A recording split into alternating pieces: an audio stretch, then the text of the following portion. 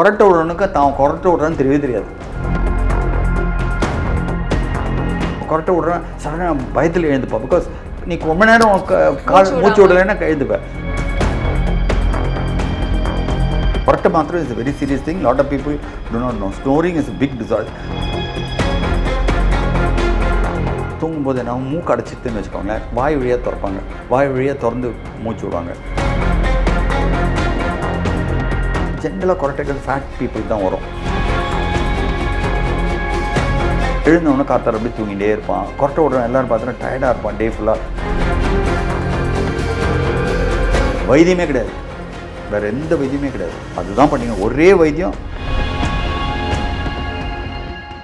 ரொம்ப வேலை செஞ்சுட்டு டயர்டாக வரும், இல்லை உங்களுக்கு கோல்டு அதிகமாக இருக்குது அப்படின்னா தான் கொரட்டை வருது, இல்லை வீசிங் இருந்தால் தான் உங்களுக்கு கொரட்டை வரும், நீ போய் ட்ரீட்மெண்ட் பாருன்றாங்க. ஸோ இதுக்கும் அந்த கொரட்டை வர்றதுக்கு ஏதாவது சம்மந்தம் இருக்கா? இல்லை, வீசிங் இருக்கு. தெர் இஸ் கொரட்டைங்கிறது மெயினாக என்ன அர்த்தம்னா, தூங்கும்போது என்ன மூக்கு அடைச்சிட்டுன்னு வச்சுக்கோங்களேன், வாய் வழியாக திறப்பாங்க, வாய் வழியாக திறந்து மூச்சு விடுவாங்க. அப்போ இந்த லேரிங்ஸ் வந்து கொஞ்சம் அப்படி ஜென்ரலாக கொரட்டைங்கிறது ஃபேட் பீப்புள் தான் வரும். அப்போ இந்த லேரிங்ஸ் வந்து கொஞ்சம் சுருங்குனால ஏர் கோஸ் த்ரூ. என்ன நான் சொன்னேன் இல்லை, சுருங்கின பாது வழியாக ஏர் போச்சுன்னா சவுண்டு வரும். அதுதான் கொரட்டை, வேறு ஒன்றும் இல்லை. ஆனால் டீப் ஸ்லீப்பில் தான் வரும். கொரட்டைங்கிறது பியூட்டி என்னென்னா சூப்பர்ஃபிஷியல் ஸ்லீப்பில் வராது. நீ டீப் கொரட்டை விடுறவனுக்கு தான் கொரட்டை விடுறான்னு தெரியவே தெரியாது. அதுதான் பியூட்டி. பக்கத்தில் ஒய்ஃப் தான் சொல்லுவோம், ஐயோ கொரட்டை விடுறா சார்னு.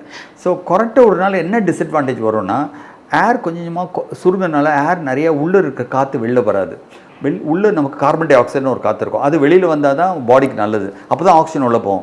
கார்பன் டை ஆக்சைடு வெளியில் வராதனால என்ன ஆகும்னா, பேஷண்ட்க்கு வந்து கார்பன் டை ஆக்சைடு நார்கோசிஸ்னு வரும். தட் இஸ் கெட்ட காற்று வெளியில் போகாதனால அவனுக்கு கஷ்டம் வரும். எழுந்தவொன்னே காற்றார் அப்படி தூங்கிட்டே இருப்பான். கொரட்டை விடுறவன் எல்லோரும் பார்த்தோன்னா டயர்டாக இருப்பான் டே ஃபுல்லாக, பிகாஸ் கார்பன் டை ஆக்சைடு நார்கோசிஸ்னால. ஸோ அது சரி பண்ணலைன்னா அவனுக்கு எப்போ பார்த்தாலும் டயர்டாக இருக்கும், ஹோல் டே டயர்டாக இருக்கும். கொரட்டை விடுறவனுக்கு ஒரு ஃபீலிங் ஆஃப் வீக்னஸ் எப்போ பார்த்தாலும் இருந்துகிட்ருக்கும். ஸோ கொரட்டை விடுறதோட ஒரே ப்ராப்ளம், ஒன்று நியூசன்ஸ் ஃபார் ஹிஸ் பார்ட்னர், ரெண்டாவது அவனுக்கு வந்து இந்த டயர்ட்னஸ் வரும். அது ஈஸியாக கண்டுபிடிச்சிடலாம். இப்போல்லாம் கொரட்டை விடுறதுக்கு ஸ்லீப் ஸ்டடின்னு ஒன்று பண்ணுறோம். ஸ்லீப் ஸ்டடி பண்ணால் அந்த மூச்சு கூட ரொம்ப சுருங்கிறதா. சரி, நார்மலாக நம்ம வந்து ஒரு நிமிஷத்துக்கு 18 தடவை மூச்சு விடுவோம்.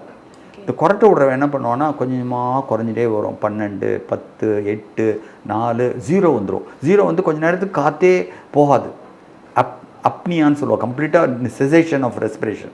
அப்போ என்ன, கார்பன் டை ஆக்சைடு ரொம்ப அக்யூமுலேட் ஆகிடும். அதுக்கப்புறம் சடனாக எழுந்துப்போம். கொரட்டை விடுறேன் சடனாக பயத்தில் எழுந்துப்போம். பிகாஸ் நீ ரொம்ப நேரம் மூச்சு விடலைன்னா எழுந்துப்பேன். ஸோ அது மாதிரி சைக்கிளாக வந்துட்டுருக்கோம் தூக்கத்தில். அப்படியே நின்றுட்டு அப்புறம் நம்ம கஷ்டப்படுவான். ஸோ இது மாதிரி ஒருத்தர் நைட்டில் எனக்கு டிஸ்டர்ப் ஆகிட்டே இருக்குது, பயத்தில் எழுந்துக்கிறேன். ஆனால் பக்கத்தில் வந்து கொரட்டை அவனுக்கு கேட்காது, பக்கத்தில் தான் சொல்லுவான் கொரட்டை விடுறேன்னு. அது மாதிரி இருக்கிறோம். கட்டாயம் ஸ்லீப் ஸ்டடி பண்ணி எவ்வளோ நேரம் உனக்கு அந்த மூச்சு கூட சுருங்கி உனக்கு நம்பர் ஆஃப் ரெஸ்பிரேஷன் குறைஞ்சி 0 வருது, இவ்வளோ அப்னியான்னு சொல்லுவோம், அப்னிக் இண்டெக்ஸ் சொல்லுவோம். அப்னியா ஒரு ராத்திரிக்கு 20 தடவை 50 தடவை அப்னியா வருது அப்படின்னா பேட், ரொம்ப bad. You have to take ஒரு சின்ன மிஷின் இருக்குது, பைப்பேப்னு ஒரு மிஷின் இருக்குது, சிபேப்னு. அது வச்சு படுத்துட்டேன்னா அது எப்பயுமே காற்று ஃபோர்ஸ்ஃபுல்லாக தள்ளிகிட்டே இருக்கும். நீ மூச்சை விட வேண்டாம், அதே வந்து 18 தடவை மூச்சு விட்டுட்டே இருக்கும் உனக்கு. ஸோ தொந்தரவே கிடையாது. Okay sir. இப்போ இந்த கொரட்டை எல்லாமே நிறைய பேர் சொல்கிறது அது நேச்சுரலான விஷயம், அதை அப்படியே விட்டுருங்கன்றாங்க. ஒருவேளை அதை அப்படி கண்டுக்காமல் விட்டோம்னா பெரிய பிரச்சனையில் போய் முடியும். கார்பன் டை ஆக்சைடு நார்கோசிஸ் வந்தால் ஃபஸ்ட்டு அவனால் ஒர்க்கே பண்ண முடியாது. ஹோல் டே தூங்கிட்டே இருப்பான், ஒரு சுறுசுறுப்பே இல்லாமல் இருப்பான், கான்சன்ட்ரேஷன் இருக்காது. ஜஸ்ட்டு யோசிச்சு பாரு, ஒருத்தருக்கு சுறுசுறுப்பு இல்லைன்னா எழுந்தோடனே டல்லாக இருந்தானா எப்படி என்ன வேலை செய்ய முடியும்? ஸோ கொரட்டை விடுறதுக்கு பயங்கர ப்ராப்ளம் இருக்குது. It's not a easy thing to do. Because உனக்கு பிளட்டில் கார்பன் டை ஆக்சிஜன் இருக்காது, பிராணவாயு இருக்காது.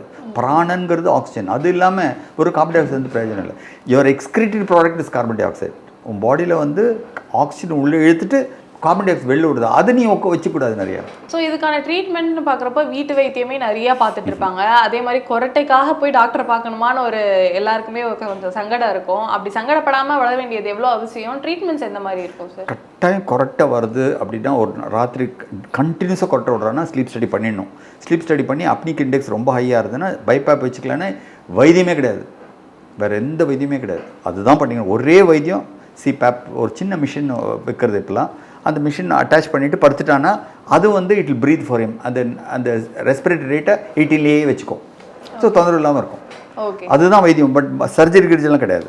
பட் ஒபீஸாக இருக்கிறவன் கொஞ்சமாக வெயிட்டை குறைச்சிட்டே வந்தால் கொரட்டை குறையும்.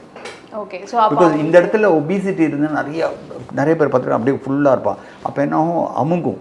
ஸோ ஒபிசிட்டி குறைஞ்சுன்னா கொஞ்சம் குறையும். ஸோ அப்போ வந்து என்ன காசுனால என்ன காரணத்தினால இது ஏற்படுதுன்றது டாக்டரை பார்த்தா தான் நமக்கு தெரியும். கட்டாயம் இல்லாட்டி முடியாது. கொரட்டை மாத்திரம் is very serious thing. Lot of people do not know. Snoring is big disorder. அதுக்காக தான் இப்போ ஸ்லீப் கிளினிக்னு கொண்டு வந்துட்டாங்க. இப்போ நிறைய ஸ்லீப் சென்டர்ஸே ஆரம்பிச்சிட்டாங்க. வேறு தூக்கத்தில் வரக்கூடிய ப்ராப்ளம் இஸ் கொரட்டை. தூக்கத்தில் நிறைய ப்ராப்ளம் வருது, நடக்கிறது வருது, பேசுறது வருது, எல்லாம் அதெல்லாம் நிறையா இருக்குது. பட் கொரட்டை is also one of the thing which comes in தூக்கம்.